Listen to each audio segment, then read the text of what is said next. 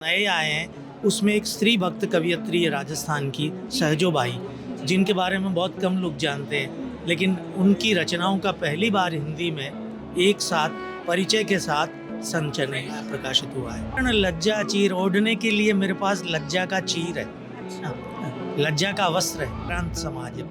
हमारे अतीत के सारे झगड़ों की हमारे वर्तमान के सारे झगड़ों की जड़ है हमारे अतीत में, विवादों की जड़ें अतीत में वो पंजाब के हैं, गुरु नानक पंजाब के हैं, तुलसीदास हमारे अवध क्षेत्र से आते हैं, मीरा मेवाड़ से आती है, कबीर हमारे मध्य भारत से आते हैं, रहीम अकबर के सबसे बड़े सेनापति थे।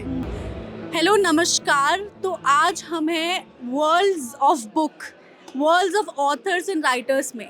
मुझे लगता है शायद आप समझ ही गए होंगे, हम हैं वर्ल्ड बुक फेयर में जो दिल्ली में हो रहा है। और आज हमारे साथ हैं माधव हाडा जी, जिन्होंने ये पूरी सीरीज़ ऑफ बुक्स निकाली हैं जो बहुत ही खूबसूरत हैं और बहुत ही खूबसूरत लोगों पर लिखी गई हैं। तो आइए उनसे पूछते हैं कि इस सीरीज़ को निकालने के पीछे उनका क्या मकसद है और वो इसके बारे में क्या लोगों को बताना चाहते हैं। नमस्कार सर। नमस्कार नमस्कार, धन्यवाद। इस श्रृंखला की योजना इसलिए बनी कि हमारे युवा पाठकों में हमारी विरासत के प्रति सजगता का भाव नहीं है जी। और हम चाहते थे कि युवा पाठक हमारी समृद्ध विरासत से अवगत हों अच्छी तरह से। तो हमने भक्ति काल के, बल्कि यूँ कहना चाहिए मध्यकाल के जो कालजयी कवि हैं, जिनकी कविता आज भी प्रासंगिक और अर्थपूर्ण है, उनका एक उनकी रचनाओं का एक चयन और उसकी एक भूमिका लिखी जाए। इस क्रम में हमने अब तक 12 संत भक्त चुने हैं जो मध्यकाल के, और संत भक्त भी हैं। इसमें 2 लोग ऐसे हैं जो, जैसे एक अमीर खुसरो, वो संत भक्तों की श्रेणी में नहीं आते, लेकिन वे भी क्योंकि हिंदी के बुनियाद रखने वाले लोगों से हैं, इसलिए वे भी इसमें शामिल हैं। और इस तरह ये 12 लोग अब तक हो गए हैं। और अभी 2 जो नए आए हैं उसमें एक स्त्री भक्त कवियत्री है राजस्थान की सहजोबाई, जिनके बारे में बहुत कम लोग जानते हैं, लेकिन उनकी रचनाओं का पहली बार हिंदी में एक साथ परिचय के साथ संचय प्रकाशित हुआ है। बहुत खूब। तो सर मैं चाहूँगी कि आप अपनी किताब में से कोई एक पंक्ति या कुछ आप बताना चाहें हमारे दर्शकों को। मेरी सबसे जो इस श्रृंखला में जिन पर मैंने बहुत विस्तार से काम किया अलग से, मीरा, वे राजस्थान की मध्यकालीन संत भक्त हैं और उनकी एक कविता पढ़कर सुनाता हूँ मैं आपको। और ये कविता ऐसी कविता है जिसमें वो चालो अगम के देश, बहुत प्रसिद्ध और खूबसूरत कविता है। जैसे ये उनका अध्यात्म, अर्जित अध्यात्म उन्होंने कमाया है उसको, वो अपने क्षेत्र के प्रतीकों और मुहावरों में बात कर रही है। लिए सुनिए।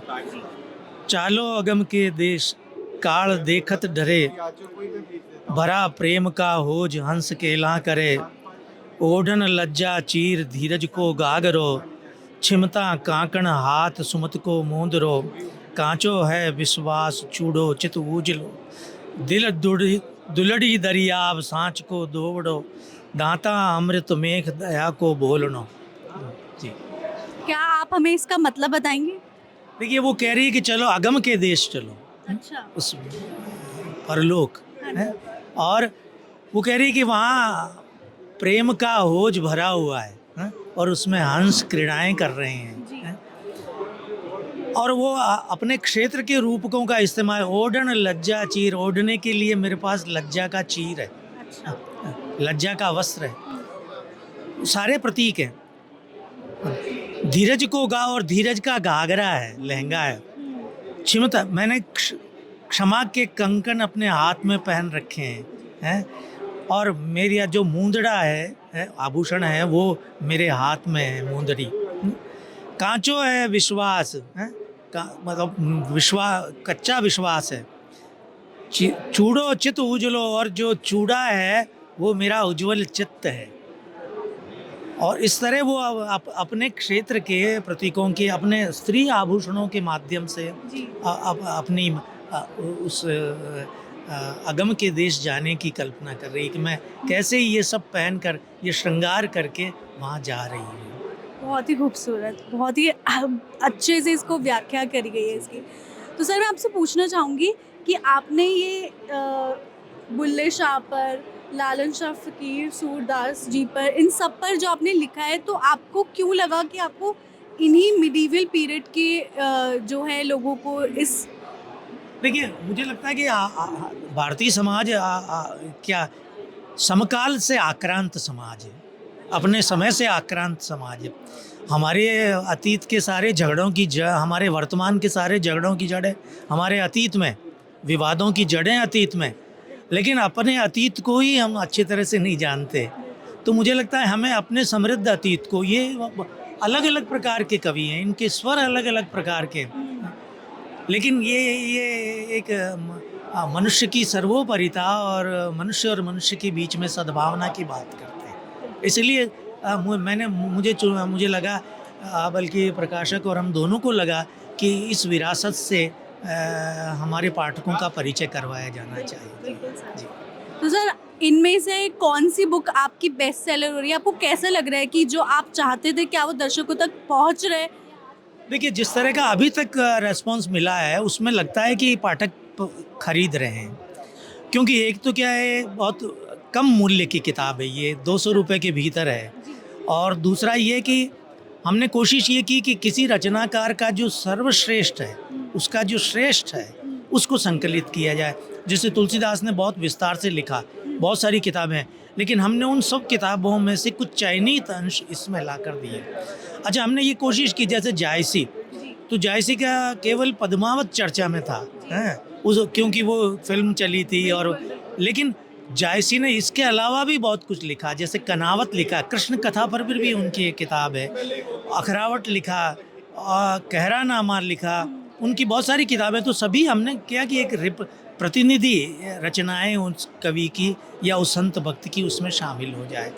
तो ये सभी कवि अलग अलग क्षेत्रों के, अलग अलग संस्कृति के, अलग अलग सरोकारों के और अलग अलग स्वर के कवि हैं। जैसे बुल्ले शाह हैं, वो पंजाब के हैं, गुरु नानक पंजाब के हैं, तुलसीदास हमारे अवध क्षेत्र से आते हैं, मीरा मेवाड़ से आती है, कबीर हमारे मध्य भारत से आते हैं, रहीम अकबर के सबसे बड़े सेनापति थे अपने समय के, और उनकी कविता में इतना वैविध्य है, और दुनियादारी की कविता है एकदम। भक्त भी हैं वे, लेकिन उन्होंने जीवन कैसे सुगम बनाया जाए इसके लिए उन्होंने बहुत सारी कविताएं लिखी, व्यावहारिक जीवन कैसे सुगम बनाए, वो सब इसमें संकलित किए। आपने इतने अच्छे से इन सब चीज़ों की व्याख्या की है, इसके लिए हम आपको धन्यवाद कहना चाहेंगे। और सर एक क्वेश्चन कि आपकी कोई पर्सनल फेवरेट इसमें से जिसको आपको लगा कि मुझे खुद ये वाली बुक बहुत पसंद है, कोई ऐसी किताब हो? देखिए, मेरा सबसे अधिक काम मीरा पर है। अच्छा। हाँ, 2 किताबें हैं मीरा पर मेरी अलग से, स्वतंत्र। तो सबसे अधिक अच्छा तो मुझे मीरा लगती है, और ये मीरा का ये 3रा संस्करण है।